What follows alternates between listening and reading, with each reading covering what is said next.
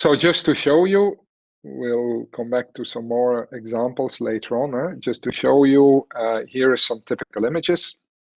So this is, in this case, neonatal spine. So it's a newborn where we see, so the transducer would be on top. We propagate through the tissue. You have, in general, you see some of these larger reflections. So here, this is like, for example, at the spine, that you will see bigger reflections. And also you see at different muscle layers, you see different reflections. And within, you see the tissues, you see this very typical kind of noise pattern. We call this speckle noise. And that is the result, as I just explained, because of the interference pattern of scatterers we have. So the tissue itself is consisting of cells and cells of cell organelles, and the different particles within this and the different cells and so on, they have slightly different acoustic properties, but as objects, they're much, much smaller than the wavelength that we use for the imaging. So we get local scatter reflections, and all these little points are reflecting a little bit of ultrasound, and each of them exactly reflects the pulse that entered. So the pulse that came there is being reflected back. And by all these little pulses which are reflected, because of the fact that they interfere, so depending on the phase, it's either the positive amplitude and the negative of another one come together at the same time, and they kind of cancel out, and you have a destructive interference, so it becomes black on the image, or they're shifted in such a way that the positive peaks fall together, which means that they add up to constructive interfere, and that means that you get a white dot. So these dots are like this.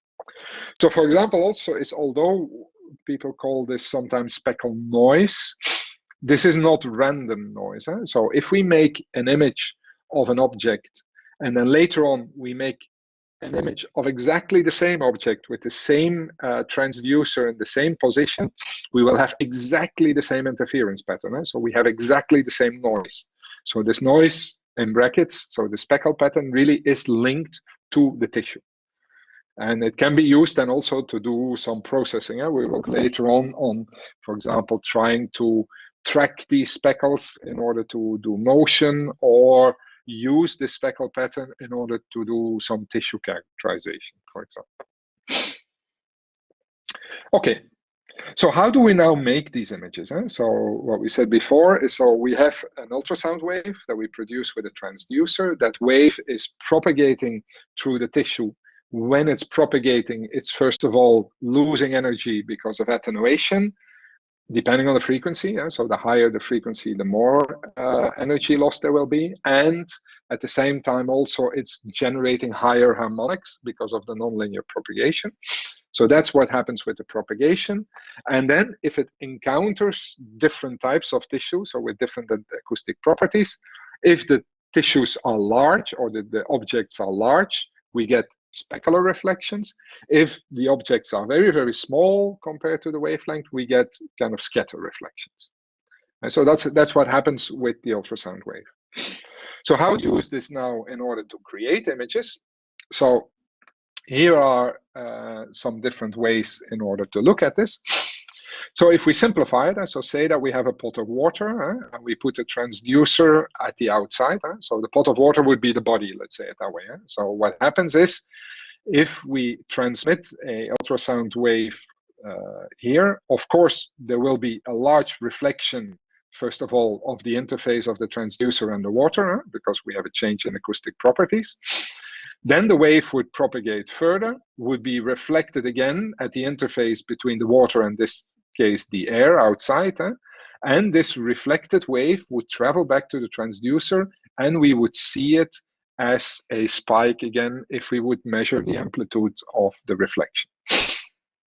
Keep in mind that this distance, so the time when we receive this ultrasound reflection, depends on the distance, and depends, of course, at the speed of sound in this medium, because the wave has to travel through the reflection and has to travel back.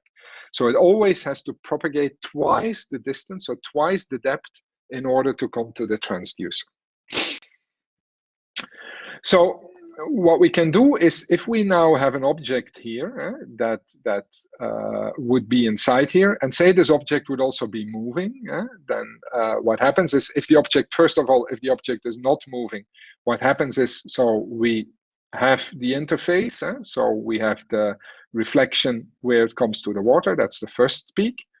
Then the ultrasound wave travels, part of it is reflected by this object, part will be transmitted by this object. So depending on what type of tissue this is, there will be more or less reflection and transmission, and that will generate the specular reflection.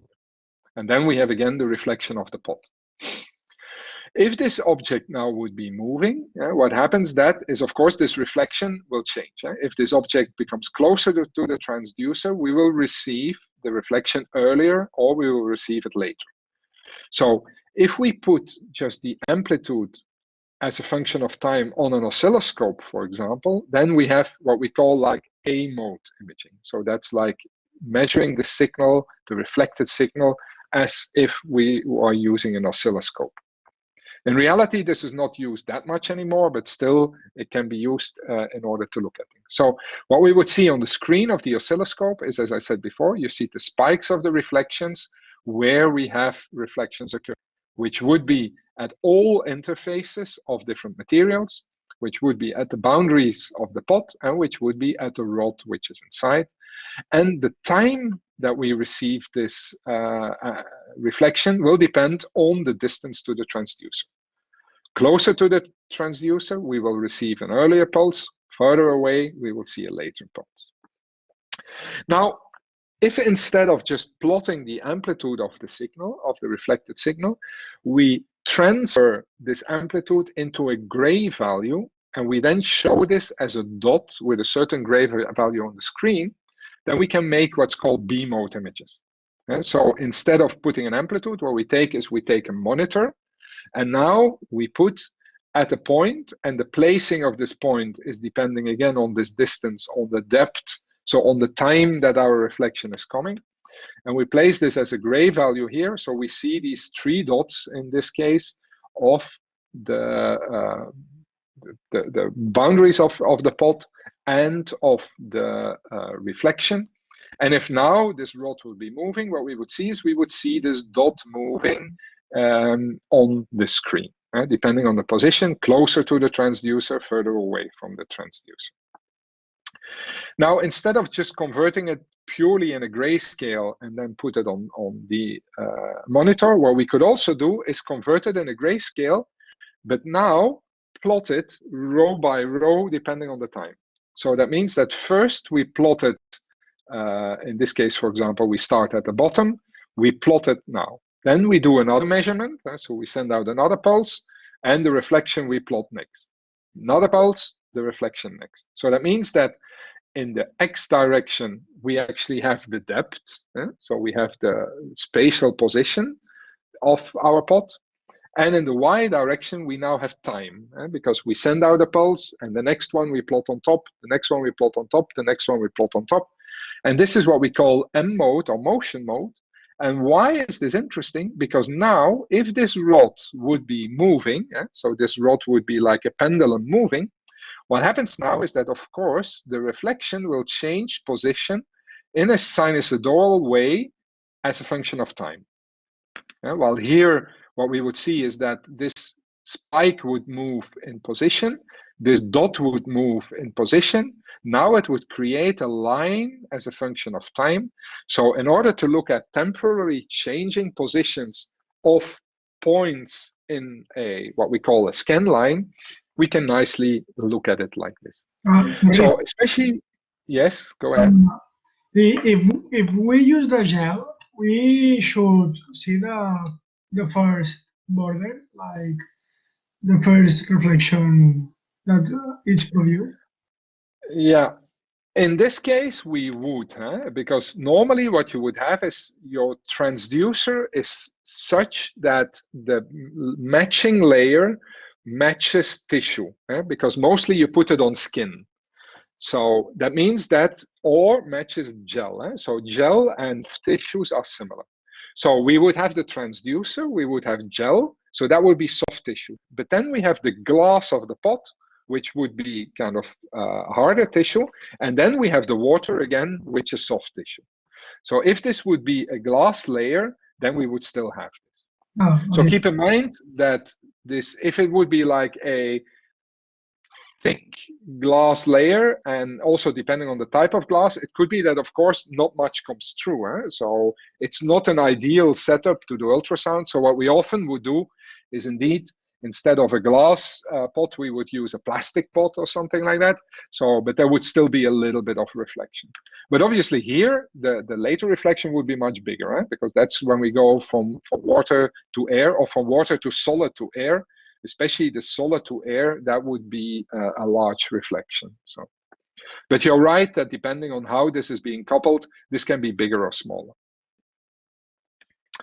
Okay, so that is theoretically how we do it. So what would it look like now if we would start to make use a bit more realistic thing? So here we go back to this gelatin block that we had in water. And so we have a gelatin block with graphite powder inside, put in a pot of water. So now the A mode reflection would be, of course, that if we have the propagation, so here is the illustration of the propagation. So our pulse is starting at the transducer. It travels through the water. Normally in water, there's almost no reflection. So there's also, even if it's clean water, there's almost no scatterers in water. So water is very homogeneous. So we see no reflections whatsoever. Then at the moment that we encounter the first scatter, so when we encounter the object first, that we have a large specular reflection. And so we have a big reflection of the where we have the going from the water into the gelatin. And then within the gelatin, we have all little scatterers that will then create this interference pattern, which would be reflected back to the transducer. And that will create this type of pattern. Now, when we look at the full reflection, keep in mind that if this would be the time, so that means that the reflections arrive at double the time of the traveling to the object, because it has to go back. So we always see that this is like stretched because of the fact that the pulse has to go and has to go back. Which also means, obviously, that when we have the scattering, so the pulse travels, is being scattered back. But of course, while it travels through the scatterers again for a second time, of course, we also create reflections in different directions, and we create interactions. Because, of course, every time we encounter a scatterer, we have a little bit of energy loss because of the scattering. So we see now already that we have a third reason of amplitude loss. So the first amplitude loss is just because of the exponential attenuation through homogeneous media because of heat generation, because of solar generation. Then the second change of amplitude is because of the fact that we have a change of frequency. So we have the generation of higher frequencies because of the nonlinear propagation through homogeneous tissues. And then we have a loss of energy because of reflections, where we have a large loss of energy potential with specular reflection, and we have a continuous smaller energy loss because of scatter reflections, obviously. Now for the energy loss, and that's what you see here, is like the amplitude of the pulse propagating becomes smaller and smaller. So the attenuation itself, so the viscous attenuation, the heat generation, is actually the most important component for the change in the amplitude. Here is an example of an image that is really used in clinical practice. So here this would be, for example, looking at an eye and looking at the retina. And in order to see whether a retina is detached, they sometimes use this type of things. But in general, this A mode imaging is not being used a lot. What is used much more is the next one, which is M mode imaging. And so with M mode imaging, what we do is we send out a pulse and we receive the line. And then we send out the pulse in the same direction and we receive it. And so we keep on sending pulses in the same direction, and we plot the reflections next to each other as a function of time. And so here is an example of clinical practice. So this is actually an echocardiography, so an image, an ultrasound image of the heart. So here you see like the small image of the heart. We come back to how you make this, but this is the M mode image. So we look in one line and we plot each time the reflection as a function of time whenever we get a new reflection. So that means that the transducer is on the top here. Here we have different layers of tissue, and here we come actually to the wall of, in this case, the septum. So that's the middle part of the wall in the heart. Then we have the blood pool. Blood pool is predominantly water, so that's not reflecting. And then we have the other part of the wall, again, of the tissue, which is reflecting. And during the contraction of the heart, we see that this position of these walls changes. So we see that these walls come closer together and go away from each other when the heart contracts and when it relaxes. We see, for example, another one, which is here, this much brighter line in deeper regions. And you see that on this image also. You see this very big white line. This is actually a specular reflection of the pericardial sac. So if you remember from anatomy, so the heart as a whole is embedded in a sac, which is called the pericardium. And because of the fact that this is a reasonably rigid sac, we have a very large specular reflection there. While from the tissue, we have less specular reflections, but we see still specular reflections when we go from tissue to blood and from blood to tissue again. So this is M mode imaging, where we look at one line in space, so one particular line of the tissue, but as a function of time. Sorry. Yes. Is there a slide? Well, yeah. Are they combining ECG with ultrasound imaging to relate like the coordination? Yeah, well, you see here on the image, you see an ECG. So every cardiac imaging, what happens is that you acquire an ECG at the same time, and you sometimes, we'll come back to that when we talk about CT or MRI, you sometimes even use information from the ECG in order to do the imaging.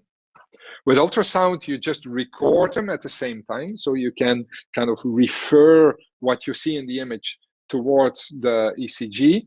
For slower imaging modalities, because actually ultrasound is a very fast imaging modality, what you see for slower like CT or MRI, we actually sometimes need to use the ECG for triggering, so that we're sure to make images always at the same time point within the cardiac cycle. But we'll come back to that later on also. And also the last class will be on cardiac imaging, just as application with the different imaging modalities. And then again, we will show that in a little bit more detail, how important that is. Okay, now, how can we now make images of this? Like, one of the things that I told you before is that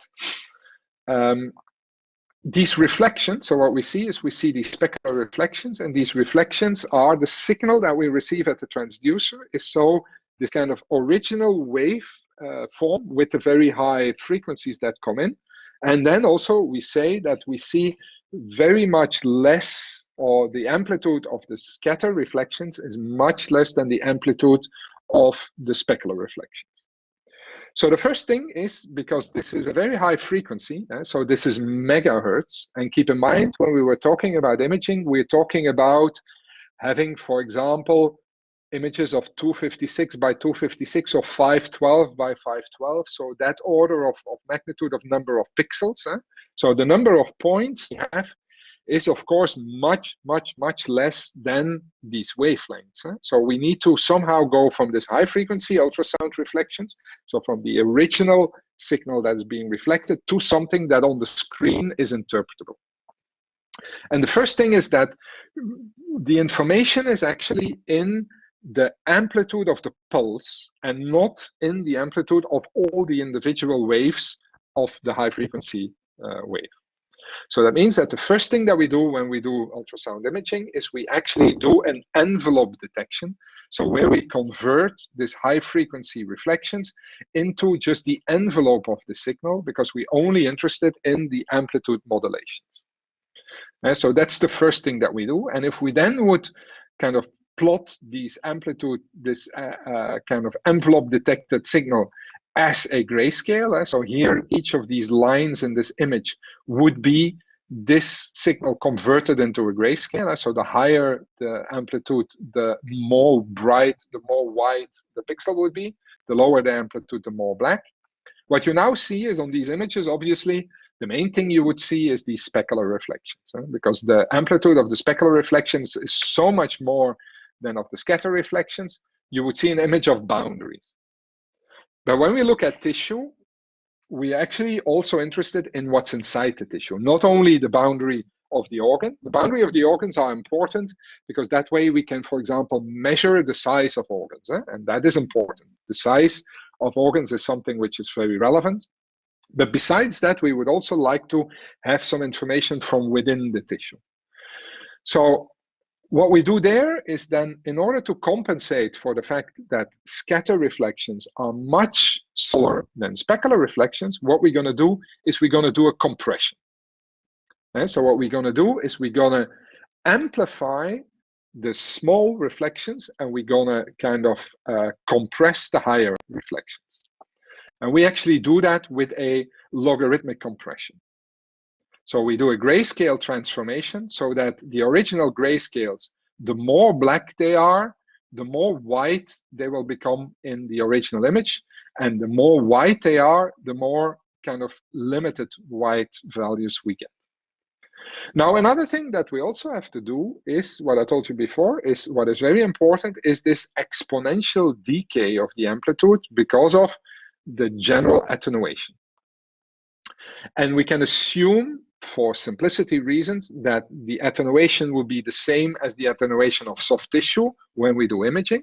So what we can do is we can actually, knowing that this attenuation is an exponential process, what we can do is we can actually also compensate for the attenuation by amplifying the signal. The deeper it becomes, from the deeper it comes, so actually the later it arrives at the transducer, right? Because the later it arrives at the transducer, from deeper regions it will come. So the deeper regions we will amplify exponentially more compared to the close regions, and the exponential function that we use would compensate for the average attenuation of soft tissue. And so by doing that, what we do is we amplify the deeper regions which were attenuated because of the distance that they travel, and we amplify the low reflections because we know that scatter reflections are much smaller than specular reflections. And so by doing these two compensations, so a exponential attenuation depending on the depth and a logarithmic compression depending on the amplitude, we get images which are much more interpretable. So where, of course, the specular reflections are still a little bit higher, but we can nicely, clearly see the scatter reflections also within the tissue. So this is the compensation that we do in order to do the imaging. So we first do an envelope detection because we're interested in the overall amplitudes of the wave, not of the individual kind of periods of the wave. So we first do this amplitude, this envelope detection. Then we do the depth gain compensation to compensate for overall attenuation. And then we do the logarithmic compression in order to make sure that we can see the small scatter reflections. And when we then put these as gray values on the screen, we get the regular ultrasound image. Okay, how can we now make tomograms? So how can we now make cross sections through the object? So how can we make 2D? Later on, we can show 3D images of an object. Well, we do that by making scan lines or putting the scan lines in different positions. So one thing would be is that we have the object, and what we could do is we could actually move the transducer over the object so that we actually scan every line of the object. So this is one way of doing it. This is what we call linear scanning. And by linear scanning, we can cover the whole object. An alternative would be, instead of sliding the transducer over the object, what we could do is we could actually rotate the transducer. And so in this way, actually have scan lines throughout the whole object. And this is what we call a sector scan. Now, the reason why we do sector scans, of course, it has the disadvantage that there is a inhomogeneous sampling. So that means that the scan lines would go close to the transducer. We have a very high resolution of scanning, and further away from the transducer, these kind of beams would diverge. So we have a different resolution closer to the transducer than further away from the transducer. So that is actually a disadvantage. But the big advantage is, of course, that what I told you before is if we would take a transducer and we would put it on the chest in order to do imaging of the heart, if we would put a transducer on top of a rib, we would see nothing. The rib would reflect all the ultrasound. We cannot pass through the thick bone that a rib would be.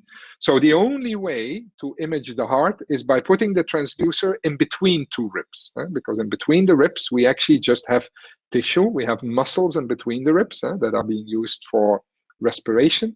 So we have to make sure that the transducer is small enough in order to fit in between the ribs.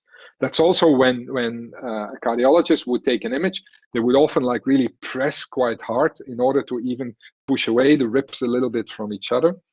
But if we do this, of course, we cannot slide over the chest, because then we would have places where we go in between the ribs, but then on the ribs we see nothing, and then in between we would see something again. So what we do is, in order to image the heart, is we put it in between the ribs, and then we tilt the transducer. So we say like we go from this kind of intercostal space, as we say, and this way we can cover a whole heart.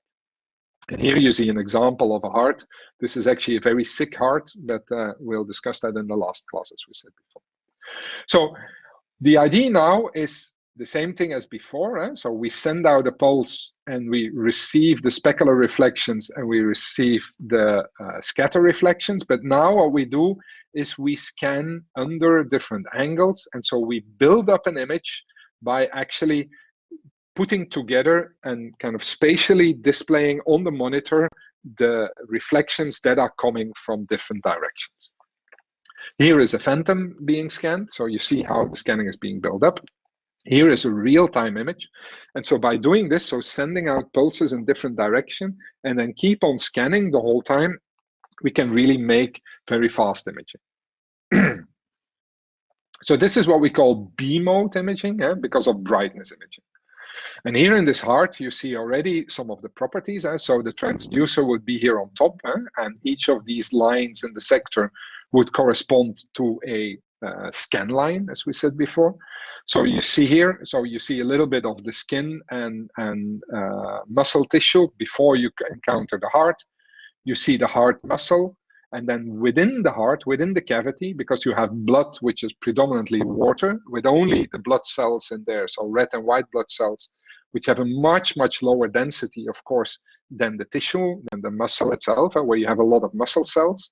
So the tissue would become, the blood pool would become rather dark, has almost no reflections.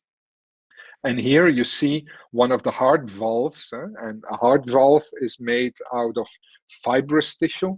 So again, that reflects quite a lot of the ultrasound. Okay. So one thing I told you is that the ultrasound, so when you have the pulse, what happens is that the pulse propagates, but it attenuates exponentially while going through the tissue. And also, it attenuates more the higher frequencies than the lower frequencies. So one thing that you will see is that if we use low frequencies can travel much deeper than high frequencies. But you can already imagine that the higher the frequency, so the closer the waves are together in some ways, also the shorter our pulse can be, so the better our spatial resolution would be, because we can discriminate different scatterers if they are away from each other with the pulse length. If they're closer together than the pulse length, we have interference, which can be destructive or constructive. But if their distance is larger than the pulse length, then we can really discriminate. So that means that the spatial resolution, so the potential to discriminate different objects within the space, depends on the length of the pulse that we're using. And the higher the frequency, the shorter the pulse length, so the better the resolution. But the higher the frequency, the more attenuation, the less deep we can travel. So that means that for objects close to the transducer, we can use a high frequency and we get a high resolution. For very deep objects like the heart or the liver, for example, when we want to image that in an adult person, we need to use lower frequencies because otherwise no energy passes through because the high frequencies are attenuated too much. Now, the other thing that I told you is that while an ultrasound pulse travels through the tissue, it actually has nonlinear propagation and it actually produces higher frequency waves while traveling through. And actually, this is actually being used also in order to improve the imaging. And this is what we call second harmonic imaging. So what we now actually do is we send out a pulse. It's like the green pulse in this way, we send out into the tissue. While the pulse propagates, actually the double frequency is being produced. So that means that the double frequency arrives at what we want to image, and that double frequency is of course being reflected. But by the fact that, of course, this double frequency which is reflected only has to travel one way, it's the first frequency that traveled to the object, then was generate the second frequency, and the second frequency is being reflected, only has to go one way. That means that we actually can go deeper with a higher frequency. But instead of sending out this higher frequency, we actually suppose that it's being generated due to this nonlinear propagation.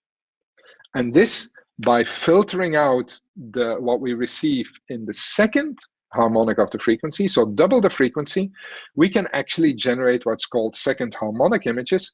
And you see they are much crisper, so they have a better resolution than the fundamental harmonic. So here we actually combine the fact that we have nonlinear propagation generating higher harmonics with the fact that we know that the higher the frequency, the better the resolution. But the problem is that the deeper we have to travel, the more this high frequency is being attenuated. So we use this combination of that it naturally is being produced by nonlinear propagation with the fact that it gives us higher resolutions if we use it for imaging. And this is what is called second harmonic imaging. And in all modern scanners, this is actually being used as a way to improve the imaging. Here you see examples. So these are cardiac images again. So here you see it's like when you send out in frequency 1 and receive in frequency 1, you get this image. When you send out in frequency 1 and you receive in double the frequency, you get this image, which is much crisper, has a much better resolution because you're using the higher frequencies, which have a better spatial resolution. And one of the things that you also see is that it actually has less artifacts, because the problem of ultrasound, or one of the biggest problems of ultrasound, is the fact that you have to travel to the tissue and you have to travel back from the tissue. And while you're traveling to the tissue that you want to see, the tissue that you travel through will actually change the pulse. So that means that while traveling, the larger or the further you have to travel through tissue, the more you get distortion of your original pulse, the worse your image will get and the more artifacts you will get actually. And so by using the fact that the second harmonic is being generated in the tissue and thus has to travel less, will actually give you less artifacts. And there's a couple of other things also why you get less artifacts, but this is the main thing. You get a better spatial resolution because of the fact of having a higher frequency, and you have less artifacts because of the fact that your signal that you're using is actually being produced within the tissue while propagating. So you see that something which is a physical property of the propagation of ultrasound waves through media, which is nonlinear, which is mostly kind of cumbersome. You don't want nonlinearities because that's mostly difficult to deal with. But you can actually use it to your advantage if you use it in the proper way and try to exploit this in order to improve some of the things which are a disadvantage of higher frequencies, which is the higher frequency attenuation. You can actually combine these two effects in order to effectively get better images. Okay. So what I told you is, in order to make this cross section, what you need to do is either slide the transducer or angle the transducer, tilt the transducer in order to make these images. But actually, when you look at an ultrasound machine, the transducer is not moving, the transducer is fixed.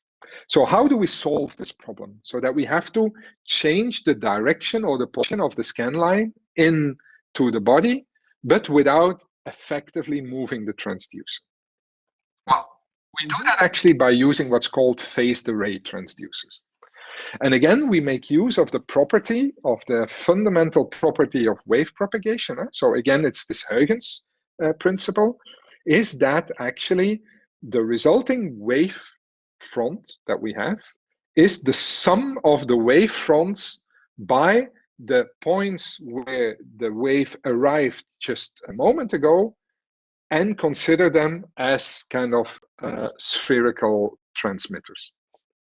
So if we have one tiny crystal, if we put an electrical pulse on it, it would emit a spherical wave. If we have a whole bunch of tiny crystals next to each other, each of them would emit a spherical wave.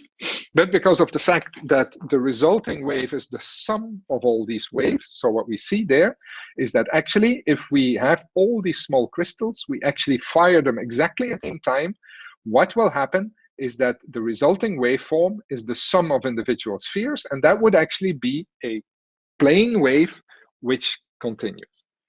Actually, this is the same as having one large crystal and then saying that one large crystal consists of a bunch of infinitesimally small crystals next to each other. So it's always the same principle. In reality, what we do is we take a large crystal and we cut it into pieces so that we have a lot of separate crystals that we can actually connect electrically and then stimulate individually. So if we now send them or we stimulate them exactly at the same time, what we get is we get a sound wave which travels kind of perpendicular to the transducer as more or less a plane wave into the tissue. Now, if we, instead of kind of stimulating them electrically exactly at the same time, what we would do is, if we would kind of excite this one earlier and the ones next to it later and later and later, what happens now is that actually we see that we get a wavefront which is consisted of the sum of the wavefronts of all the individual crystals. And what we get here is that now, because this one was fired earlier, it has traveled further, and the later ones are kind of closer to the transducer. And now the sum of these waves is actually a plane wave, which is going under an angle of the transducer. So by changing the timing of the firing of these individual crystals, we can actually send out a pulse instead of straight perpendicular from the transducer. We can send it under a certain angle. And so now you see already that we can do a sector scanning where we can send out pulses in different directions in an electronic way.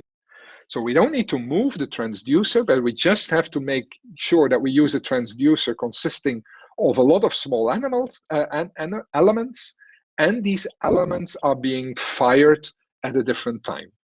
And by change, this phase shift, as we say, of the firing of these crystals, we can change the direction of the wavefront.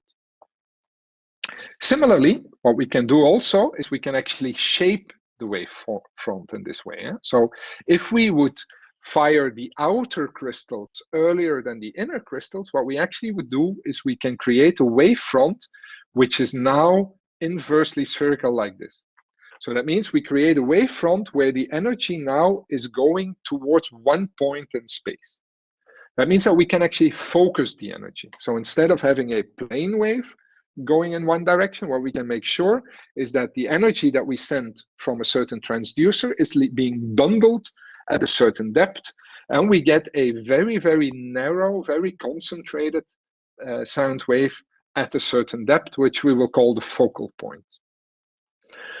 So now by combining this timing of these crystals, we can actually make different types of wavefronts. So here you see it again shown.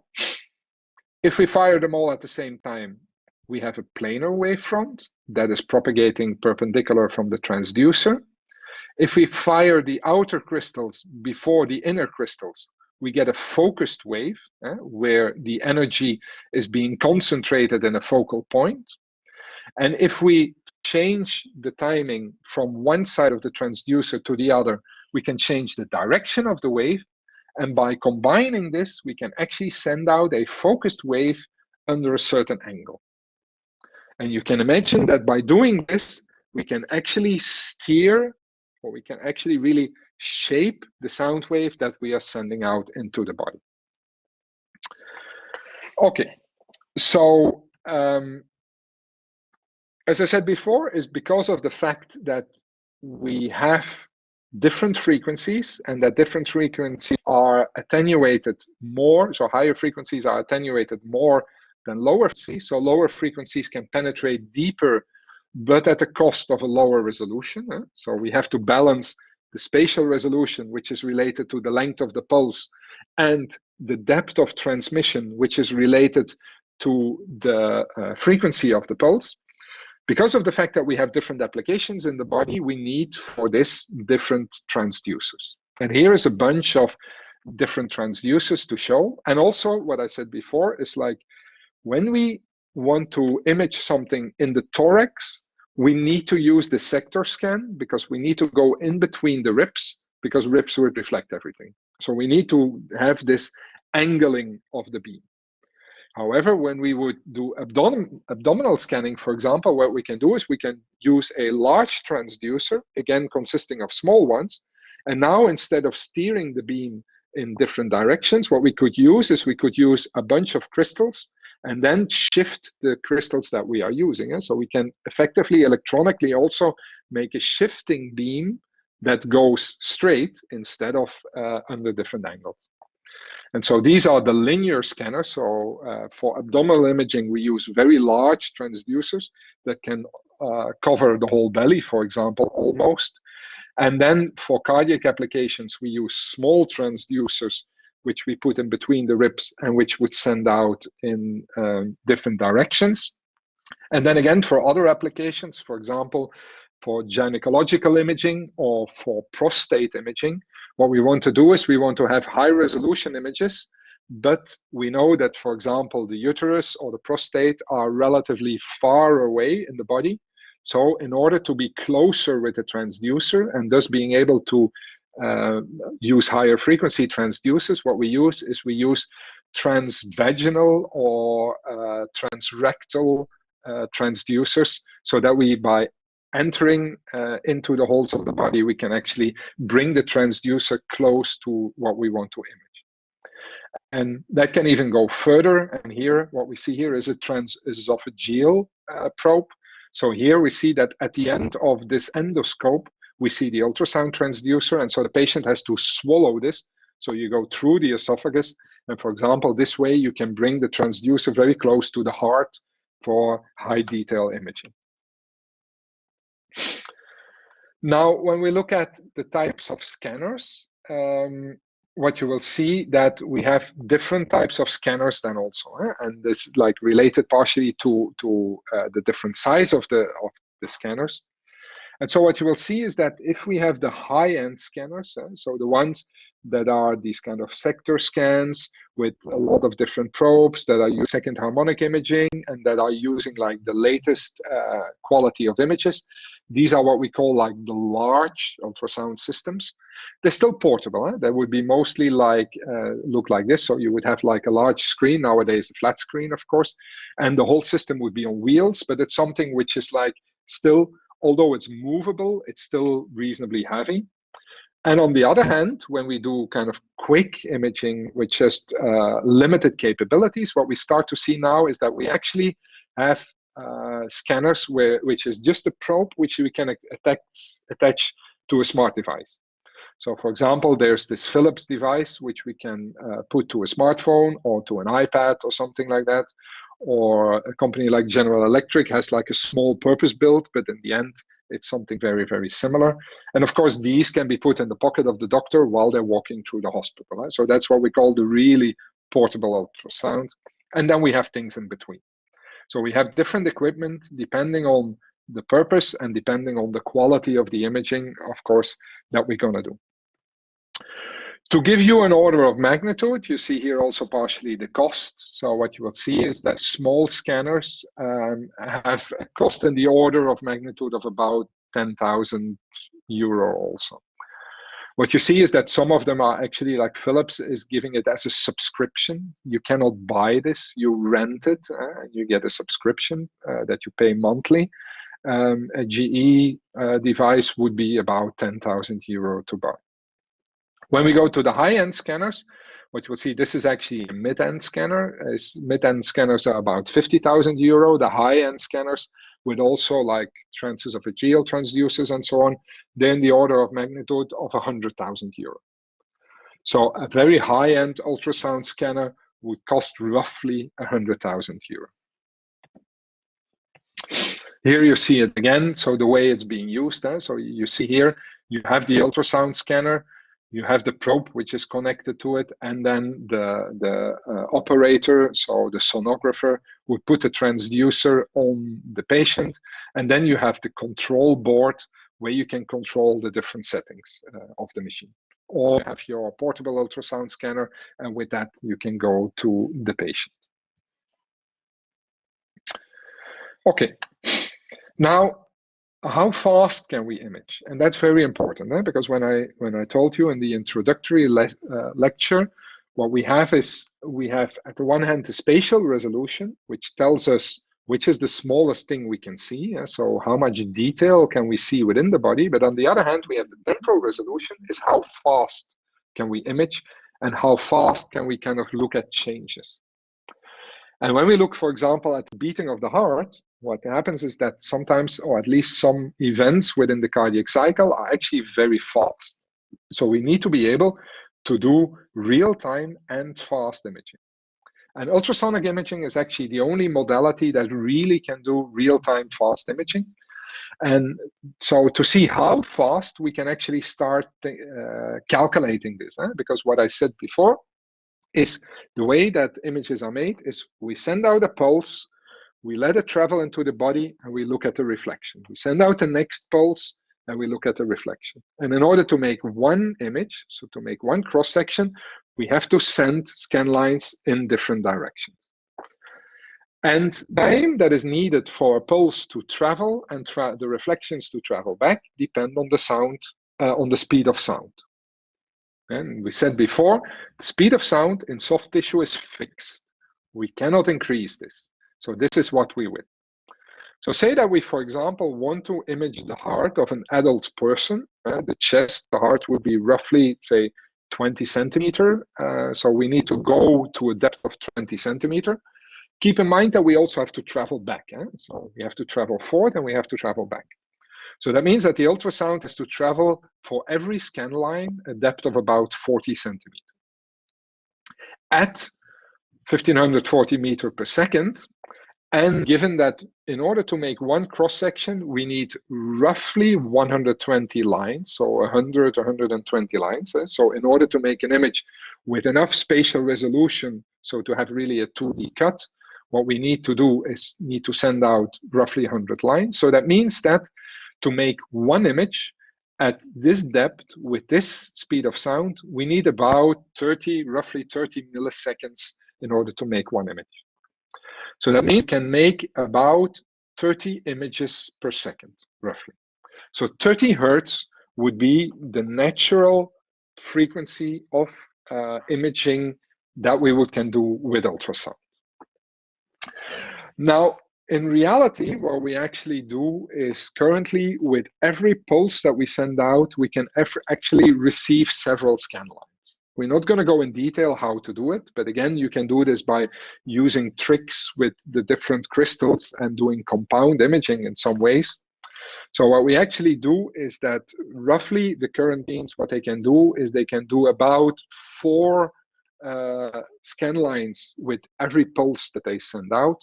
So we currently can do ultrasound imaging in routine practice at roughly 100 hertz. So about 100, 120 frames per second is what we can do with ultrasound. So you see that that is quite fast. So that gives you quasi real-time imaging.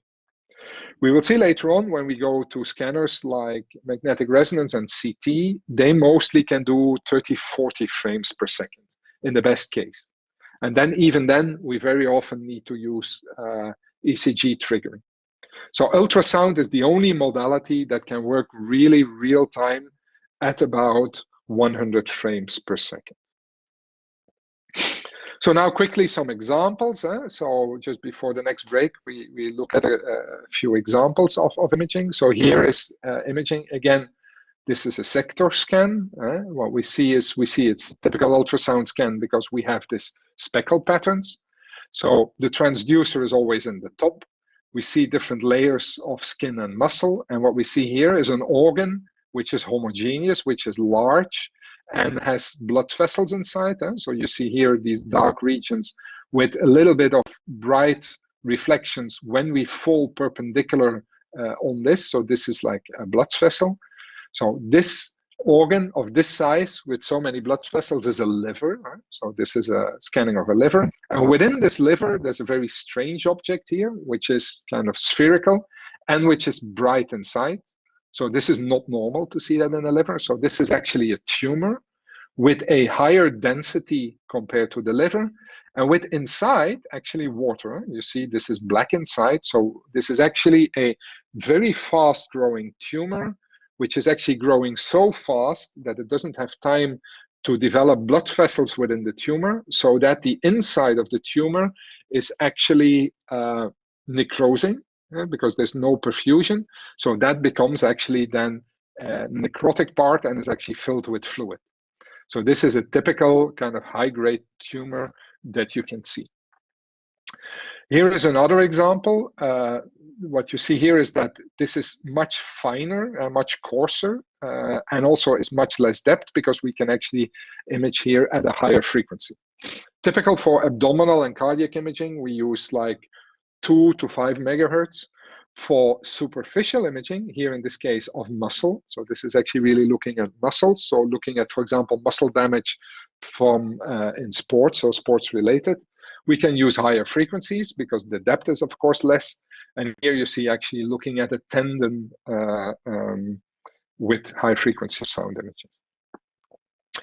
As we know, also ultrasound is used a lot in gynecology. So here is an image of a fetus. So this is the head of the fetus, where you can really see different parts of the fetus. And you see, for example, the fluid within the uterus, which is, of course, black because there's no scatterers in it.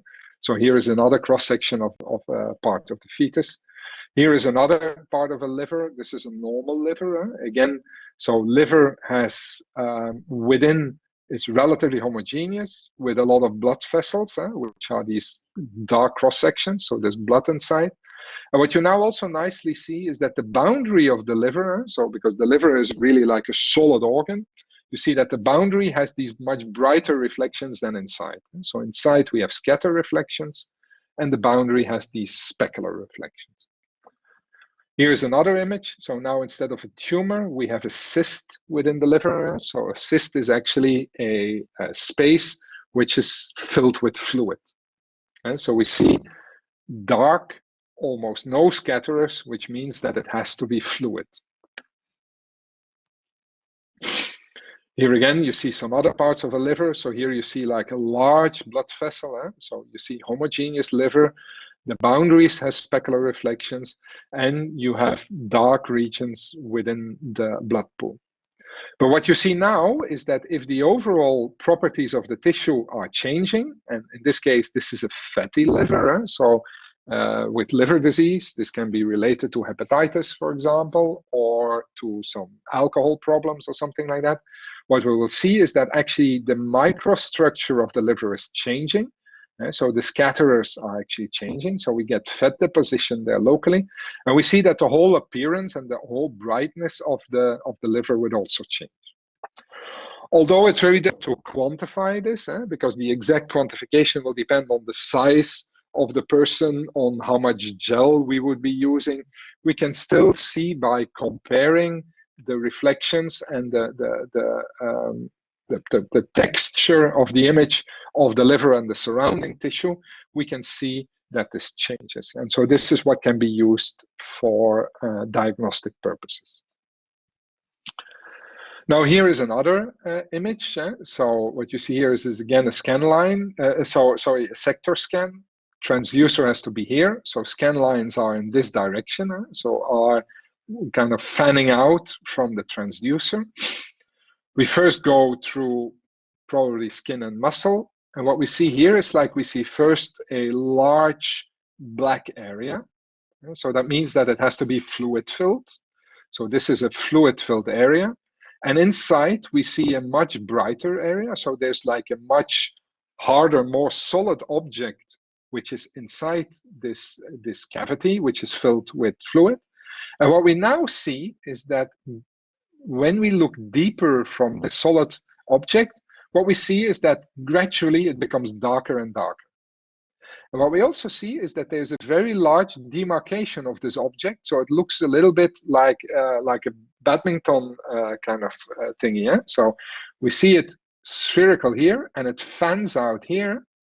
But when you now, if you would follow these lines, if you would follow this line here, what you will see, you keep on following it, you actually come into the center of the transducer and here also. So what is happening here is that actually this object is a solid object. The ultrasound beam falls on top of this, is being reflected, but it shadows behind. So what you see is there's no ultrasound energy going further because most of the energy is being reflected. And what actually is this is a stone in the gallbladder. So this is the gallbladder next to the liver, which contains fluid.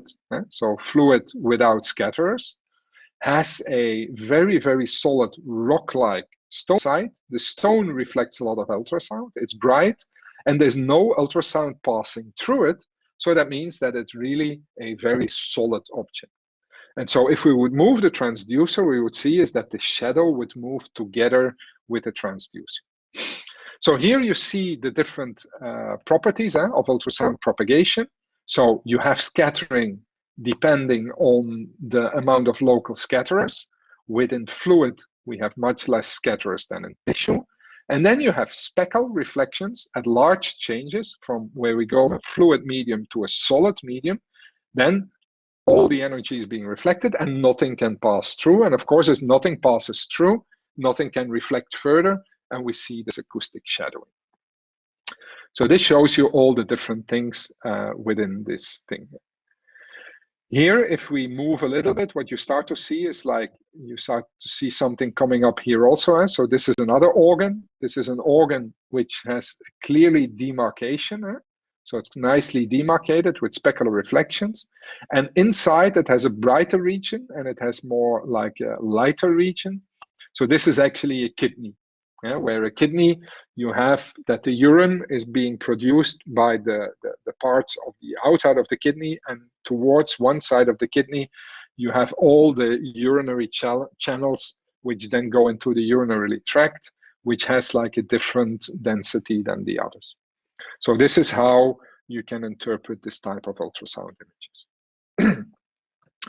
Here are some more fetal images at different stages. So you see also, so this is very, very early in gestation, where you just see the gestational sac. Here you see a very small fetus within the uterus, which is filled with fluid. This is in a later stage. So here you nicely see the head of the fetus.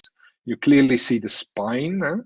And deeper from the spine, so you see again these black lines where the ultrasound doesn't pass through the thick bone of the spine. So you see these acoustic shadowing, which is always deeper from the transducer. So the transducers go to the spine. The ultrasound goes to the spine, is being reflected, is not being created. And so you see it there. And this is even at a later gestation, so where you really see that the head is already being formed. You again see specular reflections from the bone. So you see the bone is much brighter. Within the brain, you see structures. Here, for example, you see the eye. So the eye with fluid inside, and the boundary of the eye with a little bit of specular reflection. So by looking at the brightness, at the position, and the change of brightness with regard to the position of the transducer, we can start to interpret whether we have specular reflections, whether we have scatter reflections, whether we have full reflection so that there is acoustic shadowing, or whether we have different patterns of scattering, which is of course related to the different type of tissue. Here is some other examples. In this case, this is transrectal and transvaginal imaging. So I said before, you put the transducer closer to what you want to image. And here you see a high resolution. These colors are Doppler. I'll come back to that in a minute. So here, for example, this is looking at the ovaries of a woman with the different follicles of the new cells that are being produced, the new oocytes, which are produced for the next cycle. You can not only just do imaging in order for diagnostics, but you can use it, of course, also for therapeutics, or in this case, for biopsies, for example. So here, for example, what you do is you do imaging, in this case of a breast, where you want to do a biopsy. So you see some kind of mass in here. And then what you can do is you can put a needle in. So you see the reflection of the needle. So you can perfectly see with ultrasound where you put a needle. And then from this needle, you can actually take a piece of tissue then in order to investigate whether the mass you saw on imaging is a tumor or is normal.